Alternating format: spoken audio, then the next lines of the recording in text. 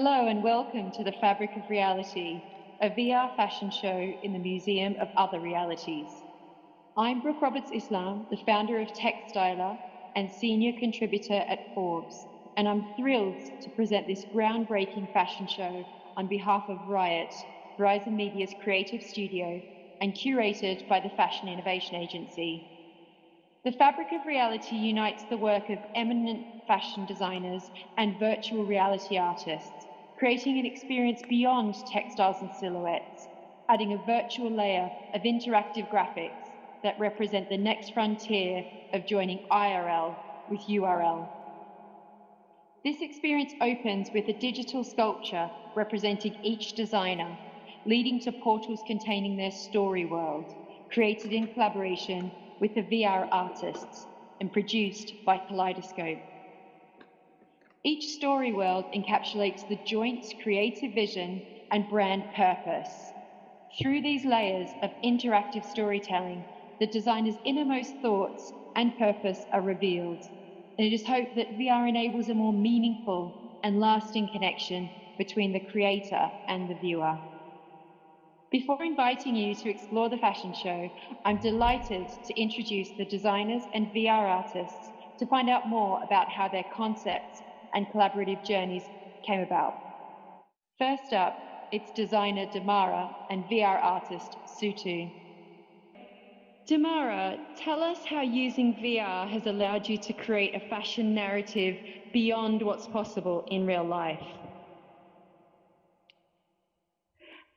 So first of all, Sutu and I looked for inspiration in places that humans can only explore using technology, like the depth of the oceans or the cosmos.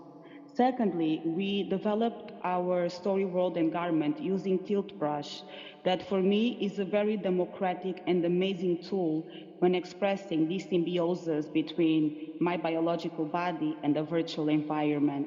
It was very impressive to be inside tilt brush and be able to draw lines around my physical body and at the same time design a virtual garment. So you've really adopted the tools as the process rather than trying to translate what you would do in the physical world into a virtual world.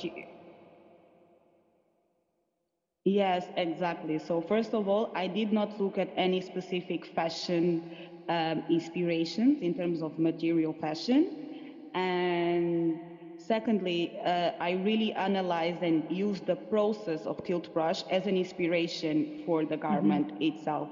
So the process, or let's say the medium, is also part of the message. It's amazing. And actually, Sutu, it'd be great to hear from you to understand more about the creative process behind creating Dimara's story world. How did you bring that to life in VR? Hello, everybody. So Dimara created a really fantastic mood board for me to begin with, which had lots of really cool references of underwater sea life. I was already a big fan of this kind of stuff, so I was super excited to try to recreate this type of aesthetic of these jellyfishes that have this sort of self-illuminance that allows them to sort of be visible in these crazy darkest spaces of our universe, and I really drew a lot of inspiration from the weightlessness of the underwater experience. Also, jellyfishes, their design, their jelliness is kind of designed for them to be able to handle this crazy pressure of being so deep under the ocean. So it was all these factors came into play. I was like, what would it be like to enter into an environment that's not governed by the laws and physics of our normal human reality? So it was really important for us to have a weightlessness and ability to fly around. It certainly creates a new world. It gives the feeling of being outside of not just material realms, but perhaps on a new planet where new rules apply. So I think we're gonna pick this up when we're in the exhibition. We're gonna talk in more detail. So thank you very much to Dimara and Sutu, and we'll see you soon. Thank you. See you guys. Bye. Bye. Bye. Next up, Sabina and VR Human. Sabina, talk us through the biggest challenge in translating handcraft and crystal embellishments into virtual reality. Sure. Yeah, well, we had a couple of challenges. There were a few things we really had to focus on. The first one was the texture and nature of handcraft itself.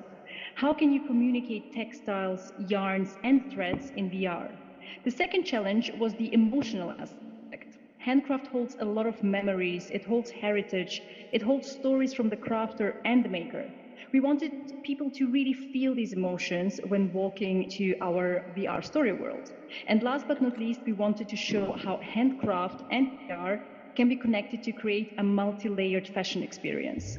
So you are no longer only looking at fabrics and touching the texture, you can actually walk into the textiles. This is an experience on a very new level then. Amazing. So you're really embedding yourself within the world of textile rather than just seeing it and touching it as you would in real life. Exactly, yeah. So, and for you, Vlad, crystals and reflection are a big part of this VR experience. What's been the biggest challenge in delivering those and delivering on Sibna's vision for them? So we approach the concept of like reflections from our like most human perspective. So like our present selves are just a reflection of our past selves. So just like in music or a visual art, there's highs and lows, brights and darks, and something unexpected happens, and then it resolves, and it's just a reflection of life itself again in the ways that we express ourselves. And we decided to transpose this concept in like creating the story world first and then stitch it on top of the garment, which is kind of interesting process because we had to create the VR world first, then go inside of it, capture footage, and then texture the garment itself, which was also created in VR with the virtual environment. So there's a lot of inception going on in our work. So thank you so much to Vlad and Sabina for those insights, and we will see you both in the exhibition soon. Thank you. And next, designer Charlie Cohen collaborated with VR artists Anna Duncan and Joy. Charlie, can you tell us how using VR allowed you to convey mental health awareness? Sure. So VR enables you to see the world through someone else's eyes, which is extremely powerful. We wanted to immerse people in the two conflicting worlds that many sufferers of mental illness experience, the outward projection of confidence, success, togetherness, and that this functions to conceal this inner world of pain and emptiness and numbness. By doing this, we hope to help non-sufferers better understand, recognize, and empathize. And then for those who do suffer, we want them to know and really be able to feel that they're not alone in this experience. This seems a really important and pivotal platform for that kind of storytelling, and your brand has been around for several years now. Is this the first time you've had the opportunity to tell this story, and have you wanted to in the past, but you needed VR? We've always spoken a lot about mental health since the inception of the brand, but this is the first time that we've had the opportunity to really, I guess, recreate the experience of being inside someone's head. So we're able to send a much more powerful message this way. Yeah, it's amazing. The experience is really something. There's so many layers and so much to take away personally and creatively. I want to come to you now, Anna and Joy. Perhaps first, Anna, what was the biggest thing that you took away from this experience as a VR artist? It was a dream creating in VR and being able to play with volume and texture and be experimental with space and gravity. And I loved combining the wearable garment with this like fantasy setting. Amazing. It's really textured, I guess, and it brings together so many different elements of creativity and technology. Yeah, it's really which exciting. I think is just fascinating for all of us in this sort of pioneering area of firsts. And Joy, for you, what would you say was your... Hi, Joy. Hey. What was your biggest takeaway or the sort of thing that stayed with you from going through this experience?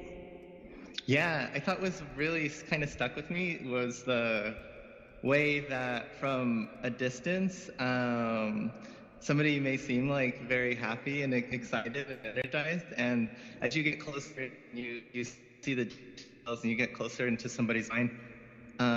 You really can see somebody's personal suffering or things they may be going through, and that kind of stuck with me. Kind of parallels between Gudetama's world and Joy World, and the way like everything's outwardly very happy, but there's also like an inward kind of sadness, and then like bringing that in and taking people into that kind of experience from something that we're like, you're looking at fashion, you're looking at somebody's outward style, and then going into somebody's inward world. I think it's like really cool to be able to bring that into this.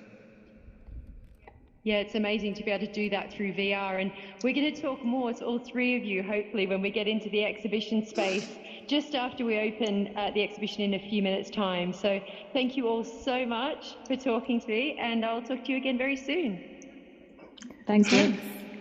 Bye, guys. Thanks. Bye. Thank you to the designers and VR artists, Dimara and Sutu, Sabina and VR Human, Charlie Cohen and Anna Duncan, and Joy. The designers and artists will be virtually present as you enter their realms to guide you and further explain their garments and story worlds. Please feel free to stop for a chat and ask them any questions you may have. RYOT would like to say a big thank you to all the partners, the Fashion Innovation Agency, Kaleidoscope, HTC Vive, our wonderful venue host, the Museum of Other Realities, and finally, Verizon Media, who made this event possible. The Fabric of Reality is now open. Please make your way down the stairs to the exhibition room to enter the next frontier of the immersive virtual fashion show. Have fun, and please do stop and chat to the designers and artists about how they created this incredible show in VR. Bye-bye.